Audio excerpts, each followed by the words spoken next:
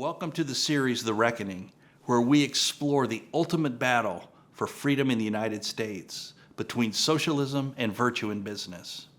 I'm Dave Geenens, Director of the Byron G. Thompson Center for Integrity in Finance and Economics at Benedictine College, where I also teach as an associate professor. I get upset when I hear people criticize business as being bad. I've been in business for over 35 years, and that has not been my experience either as an employee or as a business leader. The fact is, business is such a critical part of the solution towards social justice. This series is so important because it exposes that idea, provides reason, rationale, and teaching from some of the most profound sources on this planet to help business leaders understand their role in preserving freedom in the United States. You know, the perspective of people who are outside business or who have had a negative experience in business taints the pool for anyone who wants to make business better. We have some macroeconomic, macro-societal issues that simply can't be resolved unless business is a player in this game. For instance, we're in a post-truth world. Most people believe there's no objective truth because they don't see it. What they see is hypocrisy. Well, as Christians, that's unacceptable. We're to live our faith and not compartmentalize our life, but live that at work and in business. That's just one example of those macro societal problems that we're dealing with that really infect and taint the pool for business. As a fiscal and social conservative, I have a visceral reaction to socialist tendencies, and it's not for lack of rationale. As a matter of fact, it's because of rationale that I have a visceral reaction. And what I found to be true is the Catholic Church is unapologetic and explicitly condemns socialism as a practice. When I first became educated about Catholic teaching, I kept hearing the ideas that talked about the right of workers to organize, which, by the way, is endorsed and supported by the Catholic Church. But when I read the actual documents, the Catholic Church calls that the great mistake. The mistake that workers in management should organize against one another is not at all endorsed by the Church. They say even so much is true, the exact opposite is what should be done, that workers in management should organize together. So this series is about shining a light and illuminating that to the public who don't read Catholic teaching. Having grown up in the home where my father had a PhD in economics, I was made aware of Adam Smith at an early age. Please don't judge me in that regard.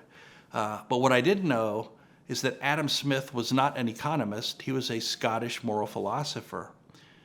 And when I read his book, The Theory of Moral Sentiments, it opened up my mind on how to interpret his more classic and famous book, The Wealth of Nations. As a moral philosopher, he had all sorts of caveats and concerns about free market without some essence of morality. And in his earlier book, The Theory of Moral Sentiments, he attempted to define how morality was determined in our society absent the church. And he was spot on and predicted prophetically where we are today in how morality is defined by simply those things in which society can agree. That is moral relativism at its core. It's untethered to moral truth. Well, absent moral truth, we have an ill-functioning free market, and Adam Smith himself predicted it. So if faced with the question, is capitalism the economic system of choice? Believe it or not, the popes asked that question, and they answered it. There are specific criteria under which capitalism is the choice, the core of which has to be ethical and religious. That's our challenge as Christian and Catholic business leaders, is to bring back, redeliver, insert the sentiment of Christian love into the socio-economic order. That is what the popes teach, and that's what we need to practice if we are going to win this battle against socialism and protect freedom in the United States. We can't talk about winning this battle against socialism if we don't practice personal virtue in business. There's not a business in the world that behaves. It's the people within the enterprise that behave. So it's our personal virtue that we bring into our business and impose on our business that really determines the level of the sentiment of Christian love into the socioeconomic order. So we have to learn about virtues, not only the cardinal virtues, but the perfection of those virtues through faith, hope, and love. That's what the Catholic Church teaches. So there's a virtuous business model that we're developing at the School of Business here at Benedictine College. And it speaks of a governing dynamic, that in a free market, we are free to create value, and on the heels of creating value, we generate a lot of wealth. And at that point, a very important decision has to be made.